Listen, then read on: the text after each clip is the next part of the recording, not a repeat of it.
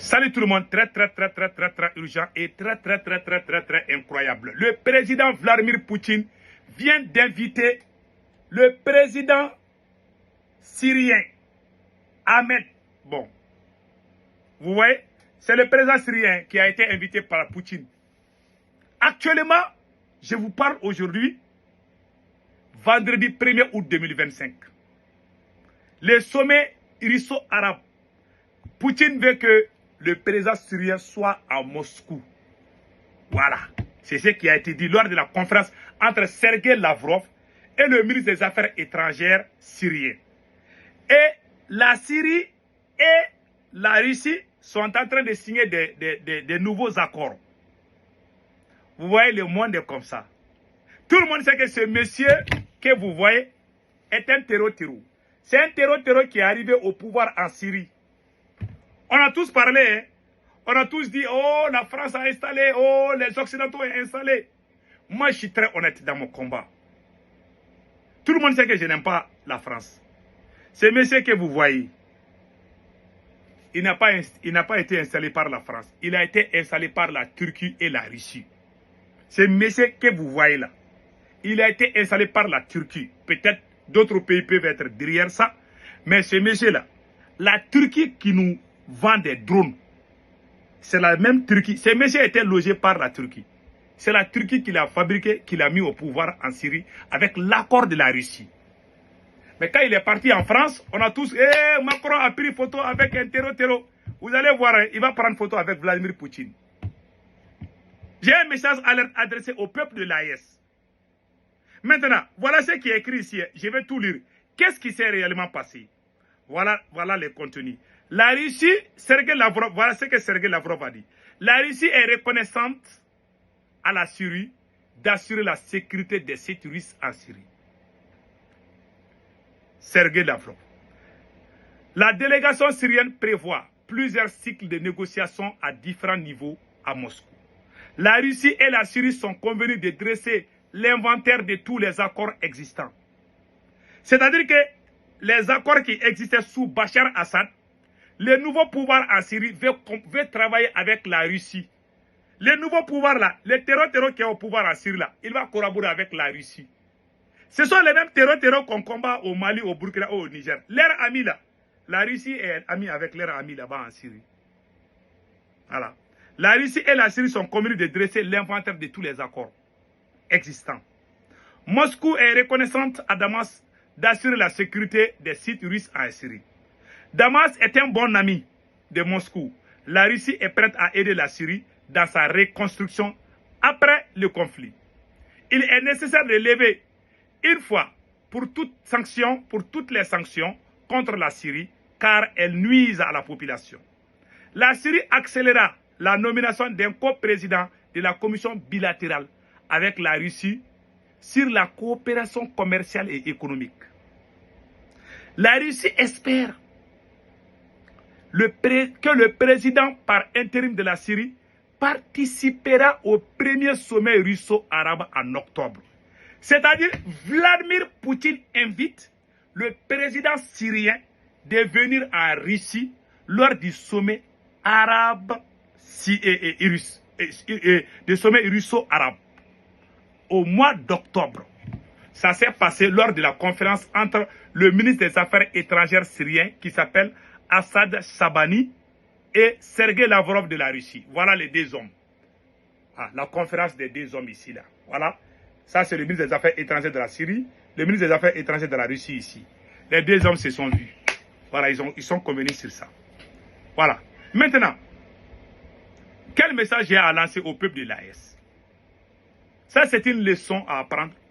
La Russie est un bon partenaire, je le dis et je le répète. La Russie ne fait pas ça. C'est pour vous dire que les pays n'ont pas d'amis. Les pays n'ont que des intérêts. Les terreaux que nous sommes en train de combattre ici, là, c'est leur ami qui est au pouvoir en Syrie. Maintenant, les Russes vont travailler avec les terreaux en Syrie. Hein. Et vous allez voir, le président Poutine va prendre photo avec le président syrien. Un président terreau qui est au pouvoir. Mais cela ne veut rien dire. Voilà pourquoi moi je n'ai pas trop réagi quand j'ai vu Emmanuel Macron en train d'inviter le président syrien. Beaucoup de gens de l'AES, mes frères, mes sœurs, moi-même je suis haïtien, je soutiens l'AES aussi, mais il y a des propagandes qu'on doit éviter. Moi j'ai fait un combat, mais je n'aime pas trop aller d'un côté et défendre le mensonge coûte que coûte. Je ne suis pas dans ça. Le monsieur qui est au pouvoir en Syrie, il n'a pas été installé ni par la France. Il a été installé par la Turquie. Les drones qu'on utilise pour frapper les terreaux, qui nous vend, c'est la Syrie. Le monsieur est un produit pur de la Turquie. C'est la Turquie qui nous vend des drones. C'est la Turquie qui a installé ce monsieur au pouvoir en Syrie avec l'accord de la Russie. Ce même monsieur, il est devenu comme une belle femme. Tout le monde veut sa part. Il est parti en France. J'ai vu beaucoup de gens de l'AES. Oh, la France est avec les terreaux. Il est parti en Turquie. Personne n'a rien dit. Parce que le président, la Turquie nous vend les drones. On a vu, il est parti en Turquie d'abord. Silence radio dans l'AES. Mais quand il est parti en France, les gens ont commencé. Tu sais, soyons honnêtes. Je vois des choses. Si vous voulez que l'AES avance là, sortons dans les propagandes. Faisons un combat noble. Le monsieur, le terreau qui est au pouvoir en Syrie, il a été reçu par la Turquie d'abord. Vous n'avez rien dit. Mais quand il est parti en France, vous avez dit que vous avez tout dit. Maintenant, vous allez le voir avec Poutine. Moi, je n'ai rien dit. Moi, je n'aime pas la France, mais je n'aime pas aussi, même si je n'aime pas quelqu'un, je n'aime pas fabriquer des mensonges pour dénigrer la personne. Je ne le fais pas. Même si ils font, moi, je ne fais pas. Mon éducation ne me permet pas. Parce que je sais que si la Russie n'était pas d'accord, ce monsieur n'allait pas être président en Syrie. Donc la Russie est fait partie. Et la même Russie a invité un président terreau en Russie. Et vous allez voir sa photo avec Poutine bientôt. Donc, cela ne veut rien dire. Cela ne veut pas dire que la Russie nous a trahis. Non. La Russie est un bon partenaire. Mais, c'est une leçon. C'est pour vous dire, cher peuple de l'AES, construisons notre armée. Recrutons des soldats. Aucun soldat étranger ne va venir libérer nos terres, la terre de nos ancêtres à notre place. Ni la Russie, ni la Chine. Personne ne le fera à notre place. Personne ne va libérer ni le Mali, ni le Burkina, ni le Niger à la place de nos armées. Travaillons pour avoir une bonne armée au Mali, au Burkina et au Niger. Comment on le fait? Le Burkina est en avance. Je salue le capitaine Ibrahim Traoré. Mais au Mali, qu'est-ce qu'on attend? Assimi Goïta, 5 ans. Assimi Goïta, blabla. Des conneries, c'est des conneries qu'on attend au Mali, du côté du Mali. Au minimum, je vais vous faire une anecdote. Tenzawaten, pour vous dire que les pays n'ont pas d'amis, les pays n'ont que des intérêts. La Russie nous a aidés sur plusieurs plans. Mais quand l'armée malienne voulait récupérer Tenzawaten, la Russie est partie la première fois. Quand il y a eu défaite là, la Russie n'a pas voulu participer encore.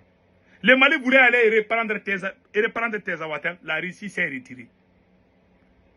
Parce que l'Algérie est fâchée. L'Algérie est premier partenaire de la Russie. C'est-à-dire, dans toute l'Afrique, il n'y a pas un pays sur le plan armement, celui qui achète les armes russes plus que les Algériens. L'Algérie a abattu le drone malien. Est-ce que vous avez vu que la Russie a condamné? La Russie n'a pas condamné, la Chine n'a pas condamné. Donc, cela ne veut pas dire que la Russie est contre nous. Cela ne veut pas dire que la Russie n'est pas un partenaire fiable. C'est-à-dire, les deux pays-là sont des partenaires de la Russie. La Russie ne veut pas prendre position. Et je comprends, je respecte ça. Moi, j'aime la collaboration avec la Russie. C'est pour vous dire, il faut faire tout pour avoir une bonne armée. C'est ce que l'Algérie a fait. L'Algérie achète seulement des armes avec la Russie. L'armée algérienne, même si vous prenez toutes les armées de la CEDEAO, il ne peut pas combattre l'armée algérienne. C'est une armée qui a été construite il y a plus de 60 ans. Depuis que l'Algérie a eu son indépendance en 1962, l'Algérie n'a fait que armer son pays. L'Algérie a plus de 500 000 réservistes. Si vous mettez les soldats algériens plus les réservistes, l'Algérie a plus d'1 million de soldats. Et l'Algérie est plus vaste que le Mali et le Niger. C'est un grand pays. Mais ils ont tout contrôlé. Parce qu'ils se sont mis à... c'est une armée puissante, l'armée algérienne. Moi, je ne suis pas d'accord avec les autorités algériennes. Mais moi, je vous dis la vérité. Il n'y a pas, si ce n'est pas l'Égypte, il n'y a pas une armée qui est plus puissante que l'armée algérienne. Voilà pourquoi ils s'amusent avec nous. Nous devons avoir le bon cœur. Moi, c'est pour ça que moi j'ai dit, tant qu'au Mali, le Burkina Faso, j'ai l'espoir que le Burkina va avoir une armée puissante dans les moments à venir. Mais le Mali, je ne crois pas trop. Tant qu'Assimi Goïta est là, le Mali n'aura jamais une bonne armée. Avec la corruption. Pour avoir une bonne armée, il faut que le pays soit stable. Pour que le pays soit stable, on doit lutter contre la corruption. La lutte contre la corruption. Des milliards sont détournés au Mali. Il est difficile d'avoir une bonne armée. C'est pour ça qu'on parle de négocier avec les terroristes. Ça, c'est là. Quand j'entends ces mots-là, j'ai envie de mourir.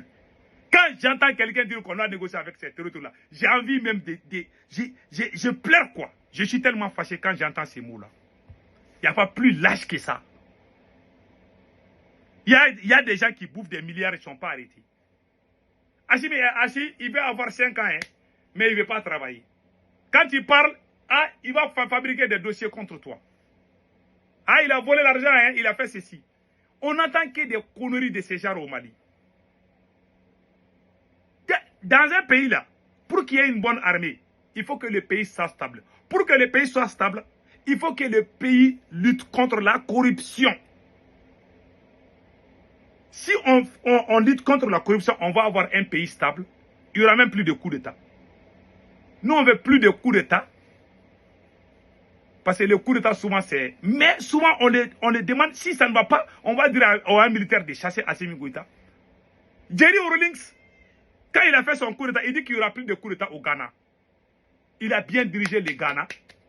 Il a organisé Quand les Ghanéens ont dit qu'ils veulent la démocratie, le président, Jerry Rawlings, s'il n'y a pas de problème, Jerry Rawlings a organisé les élections. Jerry Rawlings a perdu les élections. Il dit qu'il accepte la défaite. Ce n'est pas lui qui s'est présenté. Il avait un candidat, je ne sais pas là. Les Ghanéens ont voté pour l'opposition contre Jerry Rawlings. Il a accepté la défaite. Parce qu'il a mis les lois et les règles. Il dit que lui-même, il va être le premier à respecter ça. C'est ça la dignité. C'est ça un militaire digne. Il a laissé le pouvoir à l'opposition. John Kifour. Je pense que c'est John Kifour, je peux me tromper, c'est Kifour quelque chose là. Le premier président démocratiquement élu au Ghana. Ce monsieur était dans l'opposition contre Jerry Rawlings. Il a gagné. Et Jerry Rawlings l'a applaudi. Il dit non. Je suis un militaire, je suis venu instaurer. Et puis il a juré qu'il n'y aura plus coup d'État au Ghana. Il n'y a pas eu coup d'État jusqu'à sa mort. Depuis le coup d'État de 1981 au Ghana, là, il dit que c'est fini. Parce qu'il sait pourquoi les gens font les coups d'État. C'est la corruption. C'est le manque de respect des règles. Quand on respecte les lois, quand on lutte contre la corruption, tout le monde va respecter les lois. Et regardez au Ghana aujourd'hui. Le Ghana est comme... Quand vous regardez Ghana, personne n'ose penser même au coup d'État. Parce qu'il y a quelqu'un qui a instauré des choses sérieuses dans ces pays. C'est ça qui manque à nos pays. Tant qu'il y a la corruption, il y aura toujours coup d'État. Tant qu'il y a le favoritisme, il y aura toujours coup d'État. Il a évité tout ça. Même son beau-frère, il l'a exécuté parce qu'il a fait la corruption. Quand Jerry Rawlings était présent, qui bouffe l'argent, on t'exécute. Celui qui bouffe l'argent, là, on doit le prendre devant la place publique. Aujourd'hui, la Russie travaille avec un État terreau. Parce qu'ils voient leur intérêt. Vous voyez la Côte d'Ivoire là, c'est que les Chinois ont investi en Côte d'Ivoire. Ils n'ont pas investi à aucun pays francophone ici, hein, de l'Afrique de l'Ouest. L'économie ivoirienne, les gens pensent que c'est pour la France seulement là. Les Chinois occupent la première place, si je ne me trompe pas. Donc ce sont des leçons. Que Dieu bénisse l'AES. C'est pour vous dire, aucune armée ne va venir libérer nos pays à notre place. Il y a des gens qui parlent, on a la Russie avec nous. Hein. Oui.